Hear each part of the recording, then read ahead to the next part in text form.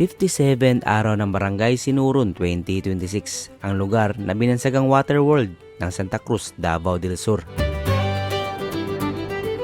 Alas 8 pa lang ng umaga ay nandito na kami sa may Barangay Sinurun dahil isa kami sa naimbitahan para makiselebrate sa ika-57th araw ng Barangay Sinurun at para malaman rin natin kung ano nga ba mga kaganapan sa araw na to. At kung makikita nyo dito sa video ay napakarami nagluluto ng lechon sa gilid ng kalsada at sa pagkakaalam ko ay ito rin yung unang lechonan na nangyari sa mga nagdaang taon lalo na sa kasagsagan ng pandemic. Wala talaga akong opisyal na detalye para sa lechonan na to pero sa pagkakaalam ko 11 tent ang nandito at kada isang tent ay merong isang purok na nakilahok. Ang selebrasyon ng araw ng Barangay Sinurun ay pasasalamat sa mapayapang pamumuhay at pagkakaisa ng mga katutubong Bagobo, Tagabawa. At alam nyo ba na ang Sinurun ay isa sa pinakatanyag na lugar ngayon dito sa may Santa Cruz, Davao del Sur. At binansagan ito ngayong Waterworld ng Santa Cruz dahil dito lang naman matatagpuan ang tinatawag nilang Rock Formation, Mini Asik-Asik Falls, The Ferris Swing, Don Saak at ang Godoy River Park. At dito rin ang daan papuntang Mount Tinor kaya masasabi talaga natin na sobrang sagana talaga sa tubig ang lugar na ito. At hindi lang yan dahil sagana rin sa prutas ang Barangay Sinurun. Kaya masasabi talaga natin na isa talaga sa pinakatanyag ngayon ang Barangay Sinurun. At sa kanilang lechonan naman ay syempre hindi tayo magpapahuli dyan. Dapat natin matikman ang nagsasarapang mga lechon na nakalapag dito.